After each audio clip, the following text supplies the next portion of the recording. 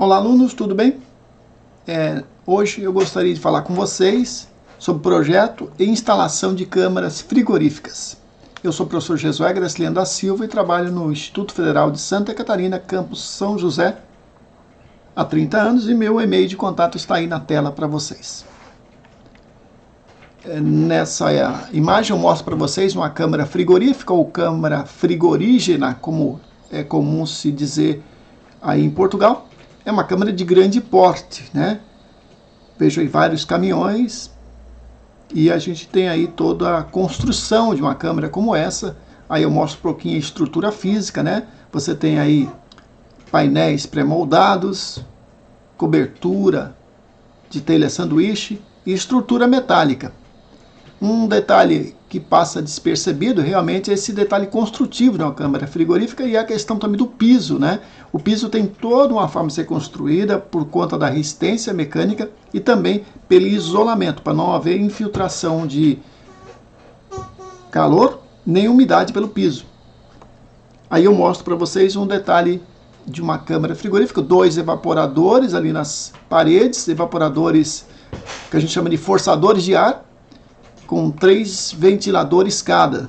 E aí a gente tem aí os produtos acondicionados, sempre tem que haver a preocupação de acondicionar de tal forma que os produtos deixem uma passagem de ar, para que o produto lá no meio não fique sem refrigeração. Aí embaixo uma sala de máquinas com alguns separadores de líquido para vocês verem. O isolamento do piso é muito sério, né? Então a gente tem aí uma série de detalhes para isso, como por exemplo barreira de vapor, concreto, isolamento, né? Isso aí tem que ser bem dimensionado para evitar problemas futuros. Eu depois posso passar um material específico para isolamento de piso. Nessa aula vamos fazer um exemplo de um projeto de uma câmara fria de um pequeno porte. É localizado aí mesmo em Viseu, em Portugal. A gente vai usar um aplicativo desenvolvido por um estudante do mestrado do Instituto Politécnico de Coimbra, orientado pelo professor Dr. João Malsa. Para começar, a gente precisa lembrar sempre do ciclo de refrigeração, que ele é bem básico, mas é a base de tudo. Você tem o evaporador, o fluido entra no evaporador, numa mistura líquido mais vapor, ele recebe energia de dentro da câmara fria, ele vai vaporizar, e no estado de vapor superaquecido, é importante ter o superaquecimento, ele entra no compressor, do compressor ele é bombeado e vai em alta pressão para o condensador, onde libera energia e calor para o meio externo, retornando à condição de líquido que entra no dispositivo de expansão, seja qual for, e retorna para o evaporador. Claro que um ciclo não é tão simples e na prática ele é mais ou menos dessa forma para uma câmara fria de pequeno porte. Ali eu já vejo, por exemplo, um compressor com mais detalhes, com seus manômetros, com pressostato de baixa e de alta. Eu vejo um acumulador de sucção antes do compressor, um separador de óleo para voltar o óleo para o compressor. Eu vejo aqui filtro secador, válvula solenoide já na linha de líquido, visor de líquido, vejo uma válvula de expansão termostática, vejo aqui o evaporador, e vejo também aqui um condensador com um tanque de líquido. E eu vejo toda uma linha de vapor e uma linha de líquido aqui e uma linha de sucção. Então a linha de sucção chegando no compressor, linha de vapor, obviamente é a descarga do compressor, linha de líquido, a saída do condensador. Esses são os componentes principais de uma câmara fria de pequeno porte. Com mais detalhes aí para vocês. Na prática, esses componentes são dessa forma. Aqui em cima eu tenho uma unidade condensadora, vejo que já vem com compressor, com um trocador de calor condensador, já vem ali com um separador de óleo, né? Eu tenho aqui do lado um evaporador, um forçador de ar com 2 ventiladores, eu tenho aqui válvulas solenoides, eu tenho aqui um separador de óleo e aqui válvulas mais diversas. Nessa montagem eu tenho filtro secador, eu tenho pressostatos e tenho outro tipo de modelo, outro modelo de unidade condensadora da Danfoss, que tem aqui um único ventilador para condensação, para soprar o ar aí para o condensador. Aqui eu tenho algo muito importante que é o isolamento térmico, né? Eu trouxe aqui algumas fotos para vocês. O isolamento térmico é essencial numa câmara frigorífica. Você pode ter toda a estrutura de pré-moldado, mas você vai precisar fazer o isolamento térmico apropriado. E aí a gente tem Para congelada, para câmara fria para congelado, isolamento da ordem de 150 a 250 milímetros, aqui está errado, 250 milímetros, e para resfriados, né, isolamento da ordem de 100 milímetros. Temos 3 tipos de materiais: EPS, que é o isopor ou poliestireno, o PUR, que é o poliuretano, e o PIR, né, que é esse aqui, já é o mais adequado em relação a incêndio, que ele não propaga o fogo, é polissocianurato, é o PIR, que é usado hoje no lugar. Todos eles têm um isolamento da ordem aí de 0,020 a 0,030 watts por metro grau Celsius, é o K, coeficiente de condutividade térmica deles, são bem, transmite pouco calor. Um projétil de uma câmara frigorífica tem 3 partes principais: a carga térmica, a seleção de componentes e a representação gráfica, a representação técnica. As cargas térmicas de uma câmara frigorífica são basicamente essas 6: a condução, paredes, tetos e piso, produto, a carga térmica decorrente do produto. Geralmente o produto não chega na câmara para ser congelado, mas tem situações que sim. No caso, eu vou fazer aqui para morango, que vem a uma temperatura de entrada positiva e vai congelar. Mas quando eu trabalho com carnes, por exemplo, a carne já sai do frigorífico a menos 12, menos 15 graus Celsius e ela tem que ser conservada a menos 18, menos 20 graus Celsius. Significa que não há um processo de congelamento, apenas de redução de temperatura e manutenção dessa temperatura baixa. Infiltração decorrente de abertura de portas para reposição de produto ou retirada. Iluminação da câmara são as lâmpadas e motores. Motores são o motor geralmente do evaporador. Você tem aqui aqueles ventiladores, né, do forçador de ar, que isso tudo também libera calor, tem que ser considerado. E pessoas, né, dependendo aí da quantidade de pessoas que trabalham na câmara fria, dependendo da temperatura da câmara fria, isso é mais ou maior ou menor esse valor. Aqui tem algo muito importante que são propriedades do produto, né? Se eu tenho maçã, por exemplo, eu tenho aqui a maçã, um calor latente de congelamento e um calor específico após o congelamento. Isso aqui é importante. E um calor específico antes do congelamento. São valores diferentes, entendendo que algumas frutas não devem ser congeladas. Maçã, por exemplo, você pode chegar a ela até 1 grau, que ela não vai congelar, então você vai manter a maçã nessa temperatura basicamente, né? Enquanto carne bovina, você vai congelar a menos 2 graus mais ou menos, e você tem ali uma troca térmica para congelar, uma troca térmica com calor latente de congelamento. Finalmente, tem vários aplicativos no mercado para você fazer o cálculo de carga térmica. Não precisa ser à mão, mas é bom saber fazer o cálculo uma vez à mão para poder comparar.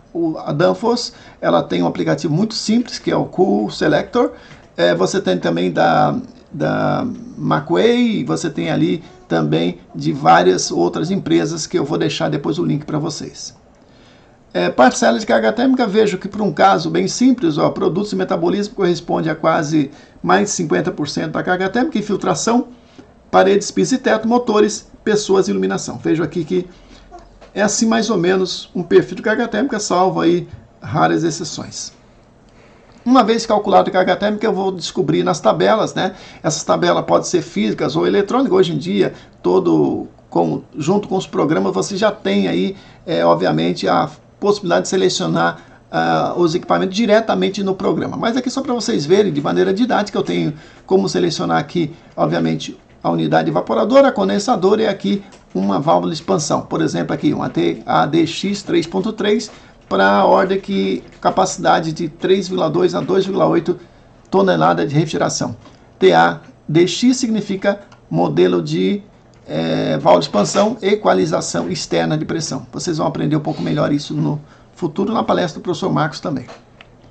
Um exemplo prático, vamos usar aqui a metodologia desenvolvida pelo mestre Nuno Miguel Fernandes Gomes, que defendeu aí, obviamente, uma dissertação de mestrado, no ISEC, Instituto Superior de Engenharia de Coimbra, orientado pelo professor Dr. João Manuel Nogueira Malsa de Matos Ferreira. Vejo aí que nesse aplicativo ele já tem aqui todos os componentes. É um aplicativo desenvolvido aí em planilha eletrônica, como Excel ou mesmo Google, né? E aí, esse aplicativo vocês vão ver que vocês podem obter aí com o professor. Ele tem várias abas e vocês vão, a partir dele, ter todos os componentes. Foi desenvolvido quando ele fez o estágio na SKK, né? Que tem aí em Portugal, em várias cidades. Um exemplo é esse aqui, ó.